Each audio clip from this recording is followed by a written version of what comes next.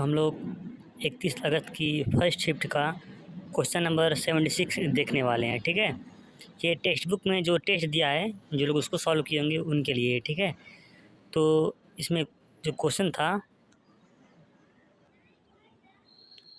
था, एक ट्रेन है जो 105 मीटर लंबी रेलगाड़ी है। ठीक है, जो 60 किलोमीटर प्रति घंटे की रफ्तार से चलती है, और जो दूसरी ट्रेन है वो 175 मीटर लंबी है और वो 54 किलोमीटर की स्पीड से समान दिशा में दोनों चल रही हैं। ठीक है, जो तेज़ रफ्तार वाली ट्रेन है 60 किलोमीटर प्रति घंटे वाली, वो 54 किलोमीटर वाली को कितनी देर में पार करेगी, यही प्रश्न है। ठीक है, तो हम लोग इसमें देखते हैं कि दो ट्रेनें हैं, दोनों ट्रेनें एक ही दिशा में चल रही हैं।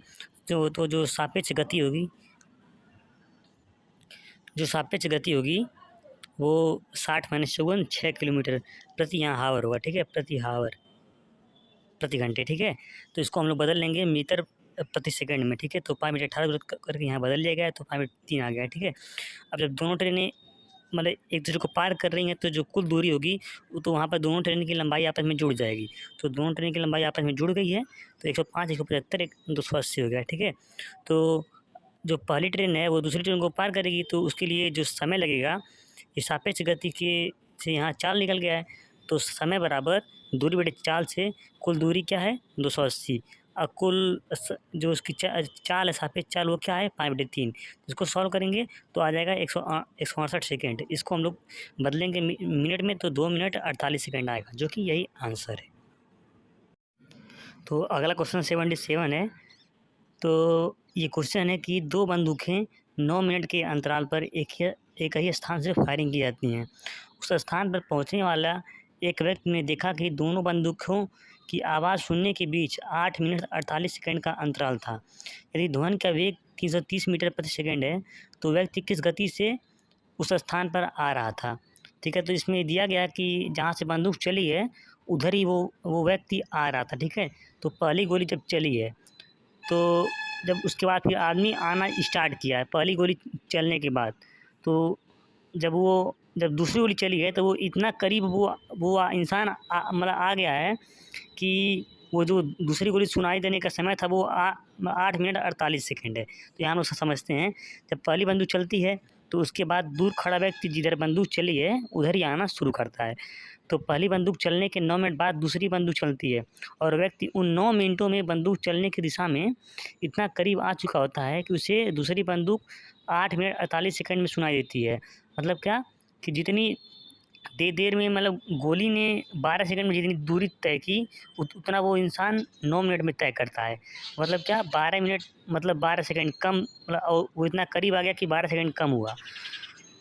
तो 12 सेकंड में बंदूक की ध्वनि जितना दूरी तय करती है, मतलब उतनी दूरी व्यक्ति 9 मिनटों में तय करता है। तो दिया है ध्वनि की गति, दिया है यहाँ पर प्रश्न में। तो 12 मिनट में ध्वनि की गति दिया है 330 मीटर प्रति सेकंड। तो 12 सेकंड में ध्वनि की गति क्या हो जाएगी, इसको 12 में गुणा कर लेंगे तो जाएगा 3960। तो 12 सेकंड में जितनी दूरी ध्वनि तय करती है उतनी वो व्यक्ति 9 मिनट में तय करता है। तो व्यक्ति की दूरी हम इसका जो समय वो सेकंड में कर लेंगे तो 540 सेकंड। तो वह व्यक्ति कितना तय करता है, 3960 मीटर तय करता है 540 मिनट में। ठीक है, तो इसकी हम लोग को काटेंगे तो क्या आएगा, इसको जो चाल आ जाएगी, व्यक्ति की चाल क्या आएगी 44 मीटर 6 सेकंड में। तो इसको हम लोग किलोमीटर प्रति घंटा में बदलेंगे 18/5 से गुणा करके, तो आ जाएगा 132/5 किलोमीटर। इसको सॉल्व करेंगे तो 26.4 किलोमीटर, और ये अप्रॉक्स उसमें दिया है आंसर में 27 किलोमीटर। ठीक है, तो जो इसका आंसर आएगा एग्जैक्ट वो 26.4 आएगा, और पर ये अप्रॉक्स 27 क्या आएगा। ठीक है, तो इसका आंसर 27 किलोमीटर प्रति आवर व्यक्ति की चाल होगी। तो अगला क्वेश्चन 78 है, हम लोग इसको देखने वाले हैं कि एक गांव में 60 परिवारों के पास एक गाय है और 30% परिवारों के पास एक भैंस है, और 15% परिवारों में से प्रत्येक के पास एक गाय और एक भैंस दोनों है। यदि गांव में कुल 960 परिवार रहते हैं तो कितने परिवारों के पास गाय या भैंस नहीं है।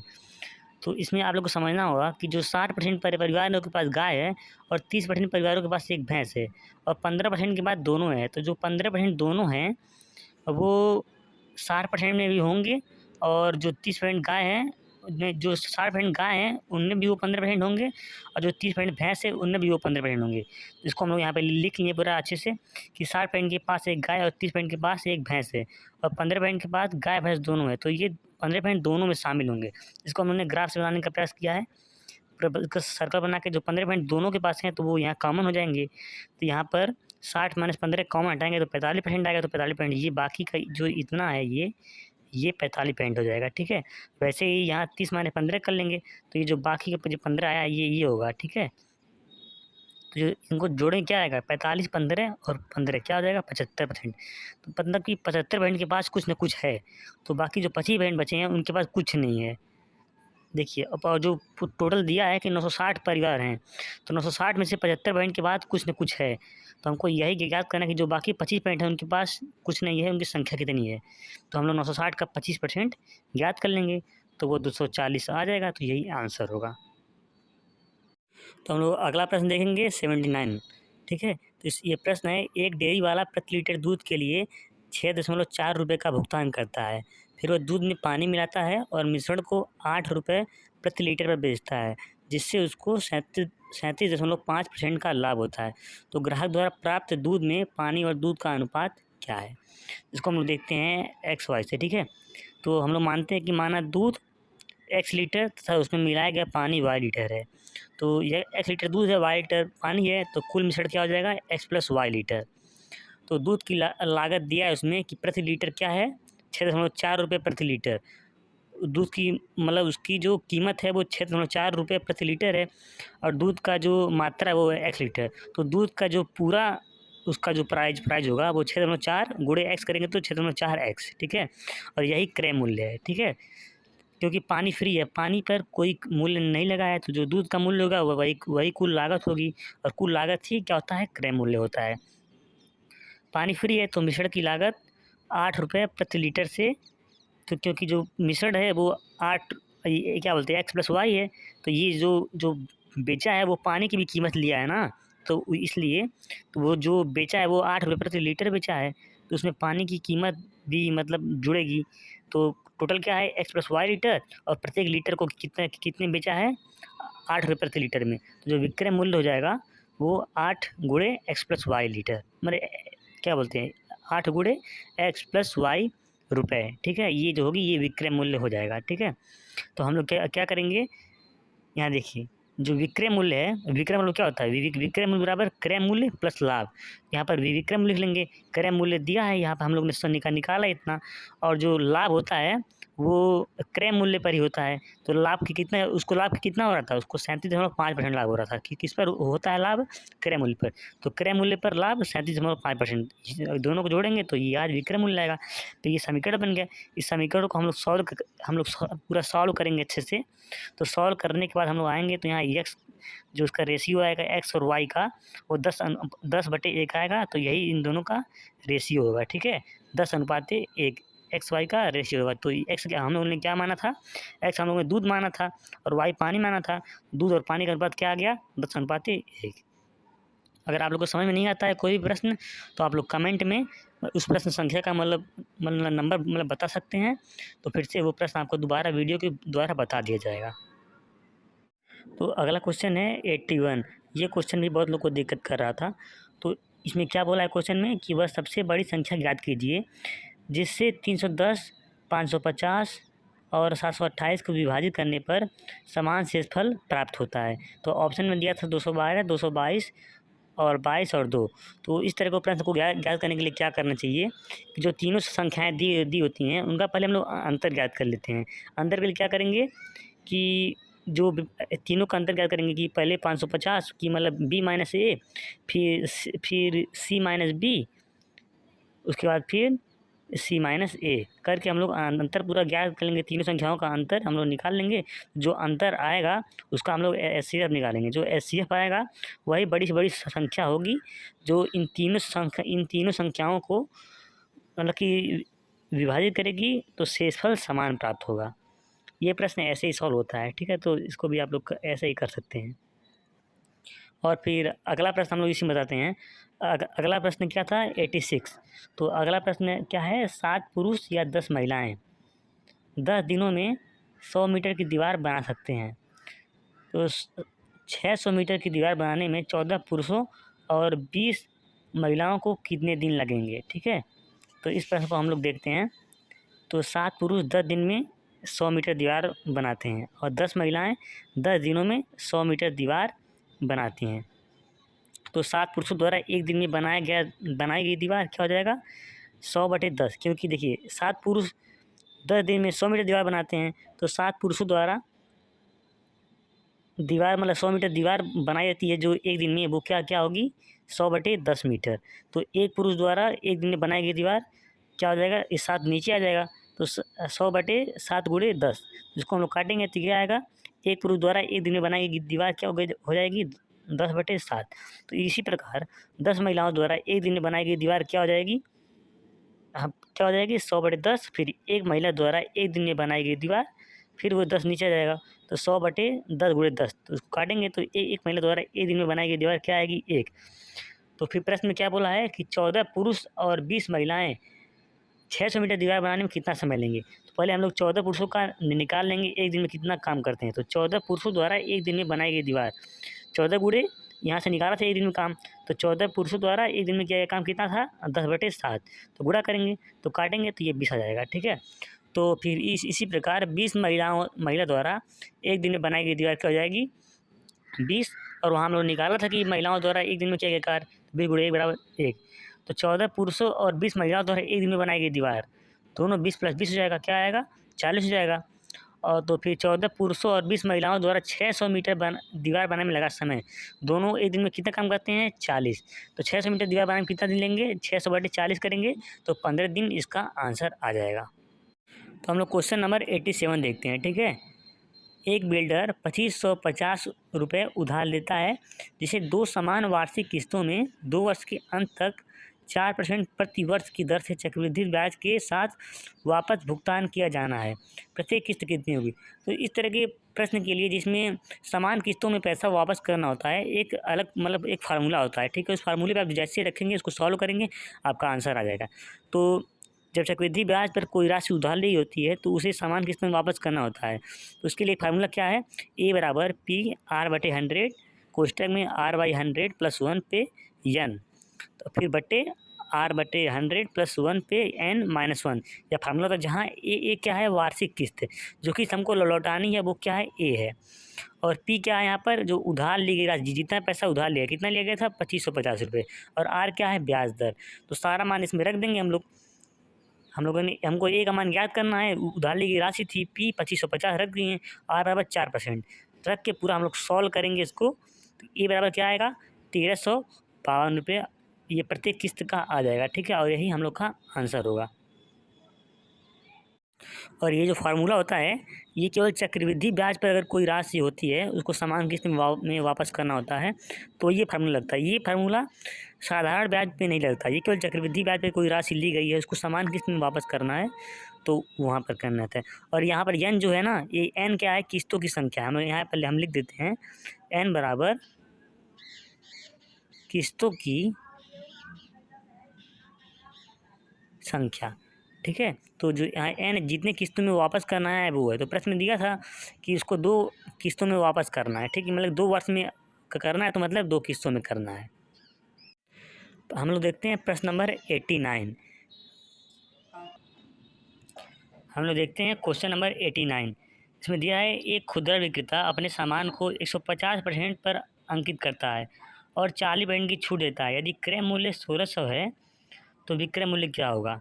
तो इसमें दिया है, खुदरा विक्रेता अपने सामान को 150% अधिक पर अंकित करता है, वहाँ पर प्रश्न अधिक होगा, ठीक है, अंकित करता है, मतलब कि यदि क्रय मूल्य 100 है तो 150% अधिक क्या हो जाएगा, अंकित मूल्य इसका 250 हो जाएगा, मतलब 150% अधिक। तो प्रश्न में क्रय मूल्य क्या दिया है, 1600, तो इसका 150% क्या होगा, जो मतलब कि 2400 और अधिक अंकित कर रहा है, मतलब क्या हो जाएगा, उसका क्रय मूल्य था 1600 पर 2400 और अधिक उसका 150% अंकित कर रहा है। तो अंकित मूल्य क्या होगा, 2400 अधिक अंकित होगा, तो अंकित मूल्य का जाएगा 1600 + 2400 = 4000 रुपये उसका अंकित मूल्य होगा। फिर वो अंकित मूल्य पर 40% की छूट दे रहा है, तो 40% छूट देने के बाद क्या हो जाएगा, अंकित मूल्य का उसको वो टोटल 100% था, तो उसमें से 40% छूट दे दिया, तो उसके बाद कितना बचा, 60% बचा। तो 4000 का 60% इक्वल टू क्या हो जाएगा, 2400। तो इसका आंसर हो जाएगा 2400। तो क्वेश्चन नंबर हम लोग 90 देखते हैं। एक वस्तु को 480 में बेचने पर एक व्यक्ति को 10% की हानि होती है, तो उसे किस मूल्य पर बेचना चाहिए ताकि वह 20% का लाभ कमाए। तो हम लोग मानते हैं कि माना वस्तु का क्रय मूल्य 100 है, परंतु उसे 480 में बेचने पर 10% की हानि होती है, तो उसका क्रय मूल्य क्या क्या क्या हो जाएगा, क्रय मूल्य जाएगा, मतलब जो क्रय मूल्य का 90% हो, जो क्रय मूल्य का 90% मतलब उसको 480 में बेच रहा है, तो उसको 10% की हानि हो रही है। मतलब क्रय मूल्य का जो होता है, मतलब जो हानि होती है वो क्रय मूल्य पर होती है। तो क्रय मूल्य का 90% इक्वल टू 480। तो यहाँ से हम लोग क्रय मूल्य निकाल लेंगे 100% करके। तो क्रय मूल्य क्या आ जाएगा, इसको सॉल्व करेंगे तो 1600/3 यहाँ पर उसका क्रय मूल्य आ जाएगा। अब प्रश्न में क्या दिया है कि उस पर उसको किस मूल्य पर बेचा जाए कि उसको 20% लाभ हो। तो जब वस्तु हमने क्या माना 100%, तो उसका जब 20% लाभ होगा तो उसको 120% पर बेचना होगा। तो ये तो 100% का मान था, तो 1600/3 का 120% हम लोग को निकालना होगा, क्योंकि जब 20% लाभ होगा तो वस्तु 120% में बिकेगी तभी ना। तो यहाँ पर हम लोग इसका 120% करेंगे, तो इसको सॉल्व करेंगे तो 640 रुपये इसका आंसर आ जाएगा। हम लोग देखते हैं क्वेश्चन नंबर 91। तो इसमें दिया है कि एक कार्यशाला में श्रमिकों का औसत मासिक वेतन 8500 रुपये है। यदि 7 श्रमिकों का औसत मासिक वेतन 10,000 रुपये है और शेष जो बाकी श्रमिक हैं उनका मासिक वेतन 7800 रुपये है, तो कार्यशाला में श्रमिकों की कुल संख्या कितनी है। तो हम मानते हैं कि माना कुल श्रमिकों की संख्या x, तो जो कुल श्रमिकों का वेतन हो जाएगा कि कितना होगा, क्योंकि उनका औसत दिया 8500 और हम लोग माना उनकी संख्या x, तो उनका जो कुल श्रमिकों का वेतन क्या हो जाएगा 8500x, ठीक है। और दिया है कि 7 श्रमिकों का औसत वेतन 10,000 है, तो 7 श्रमिकों का कुल वेतन क्या होगा, 7 गुणे 10,000 70,000। तो जब कुल श्रमिक थे x और 7 श्रमिकों का दे दिया है, तो जो बाकी श्रमिक बचेंगे वो क्या बचेंगे, x माइनस 7। तो जो शेष श्रमिकों का औसत वेतन है उनका औसत दिया है 7800, तो शेष श्रमिकों का कुल वेतन क्या हो जाएगा 7800 गुणे उनकी कुल संख्या क्या है x माइनस 7, तो उनका पूरा इतना हो जाएगा उनका कुल वेतन। तो कुल श्रमिकों का वेतन बराबर 7 श्रमिकों का वेतन प्लस जो बाकी श्रमिक हैं उनका वेतन। तो यहाँ पर कुल श्रमिकों का वेतन आ जाएगा, फिर यहाँ पर 7 श्रमिकों का वेतन प्लस जो बाकी शेष श्रमिक थे उनका वेतन, क्योंकि जो 7 श्रमिक थे और जो बाकी शेष श्रमिक हैं उनका वेतन समान है, ठीक है। मतलब उनका जो योग है वो कुल श्रमिकों के बराबर है।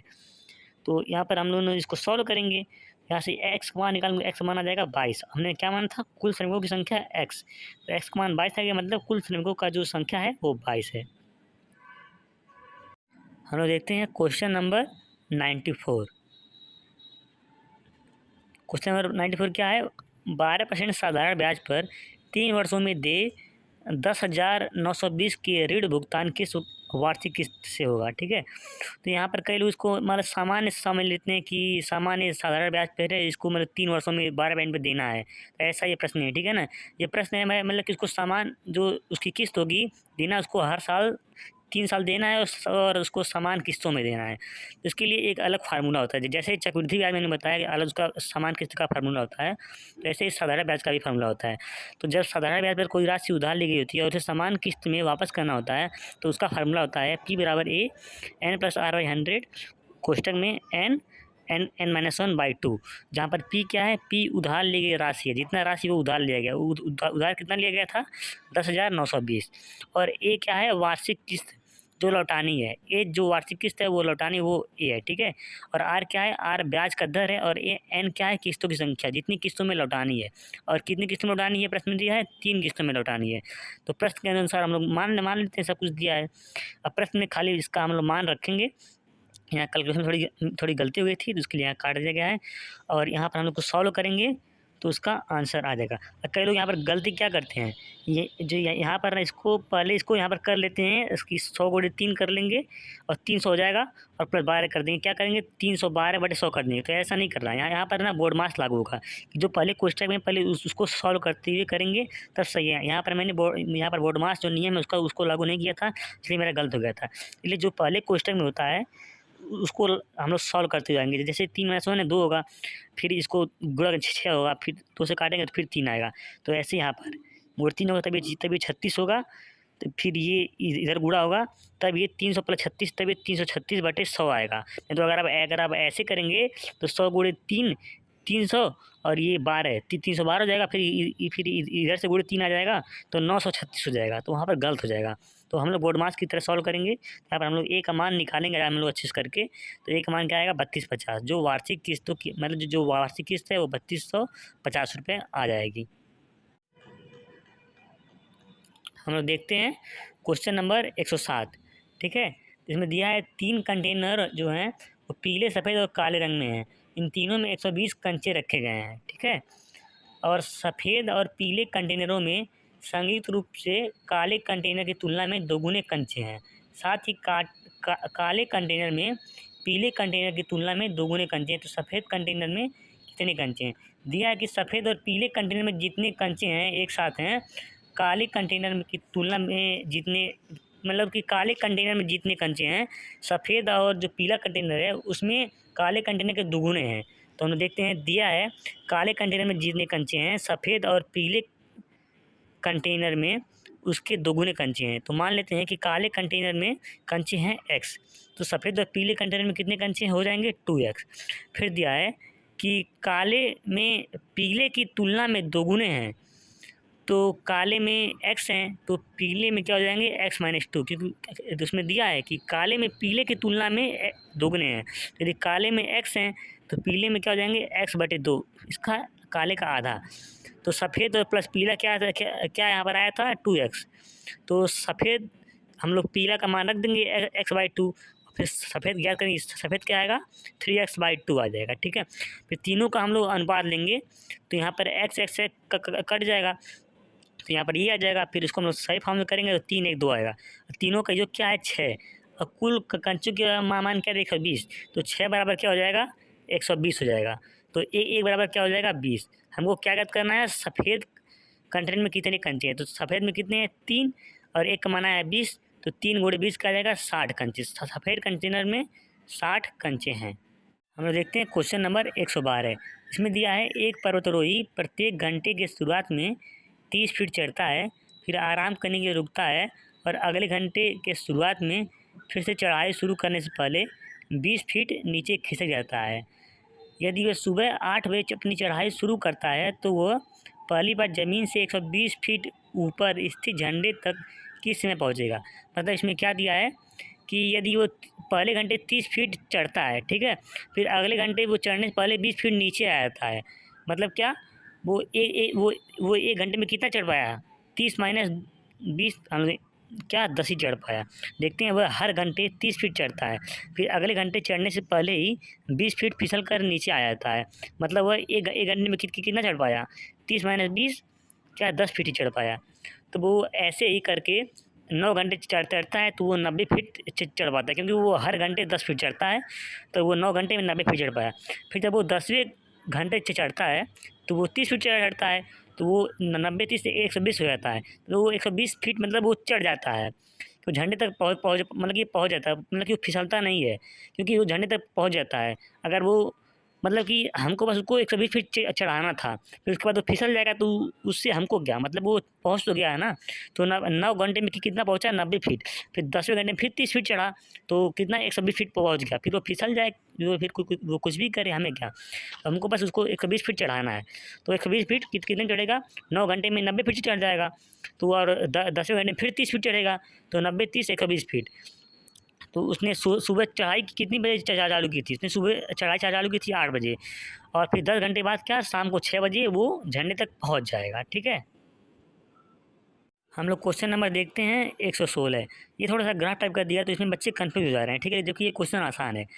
इसमें दिया है कि जो आर का मूल्य ज्ञात करना हमको। ठीक है, आर क्या दिया इसमें, आर लाभ और हानि है। ठीक है, तो आर के लिए क्रय मूल्य क्या है 1200 मतलब 12,600 रुपये है। तो और उसमें दिया है कि उसका अंकित मूल्य 20% अधिक होगा। उसमें उसमें प्लस 20% किया है। ठीक है, तो अंकित मूल्य क्या हो जाएगा 12,600 का क्या उसका 20% अधिक अंकित मूल्य होगा, तो 100 प्लस 20 120% उसका अंकित मूल्य होगा। तो 120 बटे उसका हम लोग 120% निकालेंगे तो उसका अंकित मूल्य क्या हो जाएगा 15,120 रुपये उसका अंकित मूल्य जाएगा। फिर उसमें क्या दिया है, उस प्रश्न में दिया है वो आर वाले के बगल में कि छूट क्या है 10% है, फिर उस पर 10% छूट देना है। तो 10% छूट देंगे तो 100 में से 10% घटेगा क्या 90% आएगा। तो उसका 90% हम लोग याद कर लेंगे। तो छूट के बाद राशि क्या आ गई 13,608। यहाँ पर कई लोग कन्फ्यूज होते हैं कि 90/100 क्यों कर दिया है, क्योंकि वो ये राशि पूरा क्या है, ये पूरा 100% है। इसमें 10% छूट देंगे तो क्या आएगा, इसका 90% बचेगा। उसका 90% हम लोग क्या याद कर लेंगे। तो छूट के बाद राशि आ जाएगी 13,608 रुपये। तो लाभ क्या हो गया, ये विक्रय मूल्य था क्योंकि छूट के बाद राशि आई थी। तो छूट के बाद राशि और प्लस ये जो इसका क्रय मूल्य था वो हम लोग इसको माइनस कर लेंगे। तो विक्रय मूल्य माइनस क्रय मूल्य इक्वल टू आ जाएगा लाभ। हमको लाभ प्रतिशत ज्ञात करना है। तो लाभ प्रतिशत बराबर क्या, लाभ और बट्टे क्रय मूल्य गुणे 100 क्या जाएगा, टोटल 8% हमको लाभ हुआ। तो ये आर का मूल्य है। हम लोग देखते हैं क्वेश्चन नंबर 123। ठीक है, इसमें दिया है कि एक स्कूल में हर 2 महीने में आवधिक परीक्षाएं आयोजित की जाती हैं। अप्रैल 2001 से मार्च 2002 तक के शैक्षणिक सत्र के दौरान कक्षा 9 का एक छात्र इन आवधिक परीक्षाओं में से प्रत्येक में उपस्थित हुआ। नीचे दिया गया रेखा आरेख प्रत्येक आवधिक परीक्षाओं में छात्र द्वारा प्राप्त कुल अंकों को दर्शाता है और प्रत्येक आवधिक परीक्षा में अधिकतम अंक 50 मतलब 500 है। ठीक है, मतलब पूर्णांक क्या है 500 है। तो प्रश्न में क्या पूछा है कि अगस्त, इसमें एक ग्राफ दिया है। ठीक है, ग्राफ को आप लोग देखना है। इसमें क्या पूछा है कि अगस्त 2001 और अक्टूबर 2001 की आवधिक परीक्षाओं में छात्र द्वारा प्राप्त अंकों का प्रतिशत कितना होगा। तो हम लोग सीधे ग्राफ से हम लोग देख लेंगे कि प्रश्न में जो दिया था उसका पर हमको मतलब पूरा परसेंटेज याद करना है कि अगस्त 2001 में और अक्टूबर 2001 में कितना परसेंटेज पाया है। तो ग्राफ में दिया है कि अगस्त 2001 में 500 में से कितना नंबर पाया है 370 और अक्टूबर 2001 में 500 में से कितना नंबर पाया है 385 नंबर पाया है। तो दोनों में प्राप्त नंबर क्या हो जाएगा 370 प्लस 385 बराबर 755 और कुल पूर्णांक क्या होगा 500 इसका 1000। तो परसेंटेज क्या हो जाएगा प्राप्त नंबर बटे पूर्णांक गुणे 100 क्या आ जाएगा 75.5%। इसका परसेंटेज है वो आ जाएगा। हम लोग देखते हैं क्वेश्चन नंबर 135। इसमें क्या दिया है कि एक आदमी की औसत चाल क्या है यदि वह 2 शहरों के बीच यात्रा करता है और 60% दूरी 45 मिनट में और शेष दूरी 55 मिनट में तय करता है, जहां शहरों के बीच की कुल दूरी 80 किलोमीटर है। तो औसत चाल बराबर क्या होती है कुल दूरी बटे कुल समय। तो कुल दूरी दिया है 80 किलोमीटर और 60% दूरी तय करने में उसको कितना समय लगा है 45 मिनट। तो इसको हम लोग घंटे में बदल लेंगे क्योंकि ये किलोमीटर में है। तो 45 बटे 60 घंटे और बाकी दूरी तय करने में लगा समय 55 मिनट, मतलब इसको घंटे में बदलेंगे 55 बटे 60 घंटे। तो कुल समय क्या हो गया 45 बटे 60 घंटे और 55 बटे 60 घंटे इसको जोड़ेंगे तो 10 बटे 6 घंटे। ठीक है, तो औसत चाल क्या क्या होती है कुल दूरी बटे कुल समय। तो कुल समय जोड़ने क्या था 10 बटे 6 घंटे। कुल दूरी कर लेंगे बटे कुल समय, इसको हम लोग सॉल्व करेंगे तो 8 6 48 आ जाएगा। औसत चाल बराबर 8 6 48 किलोमीटर प्रति हावर, ये इसका औसत चाल आ जाएगा। ठीक है, हम लोग देखते हैं अगला क्वेश्चन 139। ठीक है, इसमें दिया है कि त्रिभुज पी क्यू आर में भुजा क्यू आर की लंबाई भुजा पी क्यू की लंबाई के दोगुने से 3 कम है। भुजा पी आर की लंबाई भुजा पी क्यू की लंबाई से 14 सेंटीमीटर अधिक है। परिमाप 15 सेंटीमीटर दिया है और त्रिभुज पी क्यू आर की सबसे छोटी भुजा की लंबाई पूछा है। ठीक है, तो पहले हम लोग एक त्रिभुज बना लेते हैं। ठीक है, फिर जैसे जैसे प्रश्न दिया है वैसे हम लोग करते जाते हैं। ठीक है, इसमें क्या बोला है कि क्यू आर की लंबाई भुजा पी क्यू की लंबाई के दोगुने से 3 कम है। पर हम लोग मान लेते हैं कि भुजा पी क्यू की लंबाई x, तो हम लोग पी क्यू की लंबाई मान लेते हैं x। पहले त्रिभुज हम लोग बना लेंगे। ठीक है, कुछ लिखेंगे नहीं, पहले बना लेंगे। ठीक है, फिर हम लोग माना क्या पी क्यू की लंबाई x, तो x लिख लिया। अब दिया है कि भुजा क्यू आर की लंबाई भुजा पी क्यू की लंबाई के दोगुने से 3 कम है। तो 3 कम है तो इसके दोगुने से 3 कम है किसकी लंबाई क्यू आर की लंबाई। तो इसका दोगुना क्या हो जाएगा 2x और 3 कम है तो -3। तो क्यू आर की लंबाई 2x -3। ठीक है, और हम लोग फिर देखते हैं आगे क्या दिया है। फिर दिया है भुजा पी आर की लंबाई भुजा पी आर की लंबाई भुजा पी क्यू की लंबाई से 14 सेंटीमीटर अधिक है। भुजा पी आर की लंबाई भुजा पी क्यू की लंबाई से 14 सेंटीमीटर अधिक है, मतलब क्या x + 14। तो क्या हो जाएगा x + 14, ठीक है। पी आर की लंबाई हो जाएगा x प्लस 14, और परिमाप क्या दिया है 55 सेंटीमीटर। और तो परिमाप मतलब क्या क्या होता है कि तीनों भुजाओं का योग बराबर होता है परिमाप। तो हम लोग हमसे यहाँ पर निकाल लेंगे कि तीनों भुजाओं का x बराबर परिमाप, ठीक है।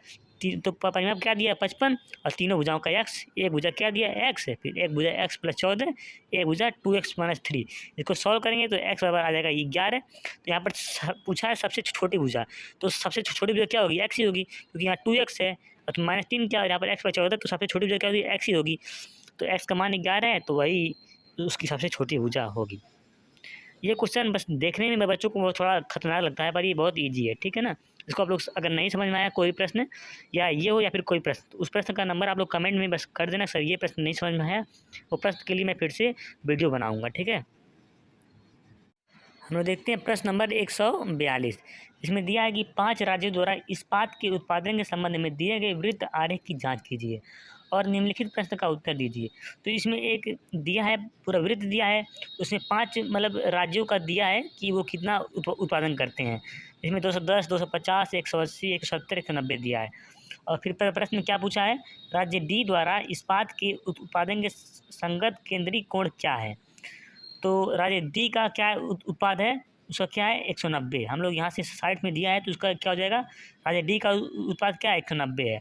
तो हम लोग पहले पूरा निकाल जो सभी राज्यों हैं उनका उत्पाद जोड़ लेते हैं। सभी राज्यों में कुल उत्पाद, इसको सबका हम लोग जोड़ लेंगे, क्या आ जाएगा 1000। तो राज्य डी का उत्पाद प्रतिशत क्या है, क्या आ जाएगा बाकी की तुलना में क्या आएगा, तो कर लेंगे उसका राज्य डी का उत्पाद क्या था 190 था, तो बट 1000 100 उसका क्या हो जाएगा, उसका आ जाएगा 19%। तो एक सर्कल का जो टोटल कोण होता है, एंगल होता है, वो क्या होता है 360 डिग्री। तो उसका हमको संगत वही कोण पूछा है कि जो उसका कोण है क्या है, तो यहाँ पर उसका परसेंटेज क्या था, क्या है 19%। तो जो सर्कल कोण जो 360 होता है उसका जो 19% होगा वही उसका संगत कोण होगा। तो 360 गुणे उसका 19% निकालेंगे 360 अंश का, तो आएगा 68.4 अंश। तो यही इसका आंसर होगा, ठीक है। हम लोग देखते हैं प्रश्न नंबर 144। इसमें दिया है कि यहाँ दिया गया वृत्त आरेख एक परिवार की घरेलू व्यय को प्रतिशत में दर्शाता है। यदि परिवार की कुल मासिक आय 42,500 है तो आरेख का अध्ययन कीजिए और निम्नलिखित प्रश्न का उत्तर दीजिए। इसमें दिया, ठीक है। इसमें एक वृत्त दिया है, उसमें जो फैमिली पे जो खर्चे हैं उसका परसेंटेज दिया है, ठीक है। तो प्रश्न ने पूछा क्या है कि बाल शिक्षा के लिए कटौती और मकान किराए के लिए कटौती के बाद परिवार की कुल मासिक आय क्या रहती है, ठीक है। तो हमको कुछ नहीं करना है, जो इसका आय दिया है 42,500, उसमें से क्या करना है, बस जो चाइल्ड एजुकेशन है और जो मकान का किराया है उन दोनों का परसेंटेज हमको मतलब उसमें कम कर देना है, बाकी जो आता है वही कर लेना है। तो पूछा है कि बाल शिक्षा और मकान के किराए की कटौती के बाद कितना बचता है। तो बाल शिक्षा और मकान के किराए पर कुल खर्च कितना है, उसका 23% है और इसका 18% है।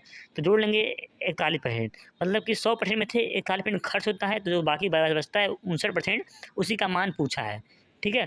100% में से 41% खर्च हो गया, बाकी कितना बचा 59%, तो उसी का मान पूछा है कि कितना आय बाकी उसका बच रहा है। तो कुल बची आय क्या हो जाएगी, बच कितना रहा है 59%। ये किसका 59%, इसका 59%, जो मासिक आय उसका 59% बच रहा है। तो 42,500 का हम लोग 59% निकालेंगे तो 25,075 रुपये आएगा जो उसका बचत होगा, ठीक है, उसका आय होगा। तो यही हम लोग का आंसर होगा। तो अगर वीडियो आपको अच्छी लगी तो लाइक कर देना और कमेंट करना मत भूलना। अगर आप लोग कमेंट करेंगे तभी अगली वीडियो हम बना पाएंगे, ठीक है ना, जिससे हमें पता चले कि आपको समझ में आ रहा है और आपको हमारी वीडियो अच्छी लग रही है, ठीक है।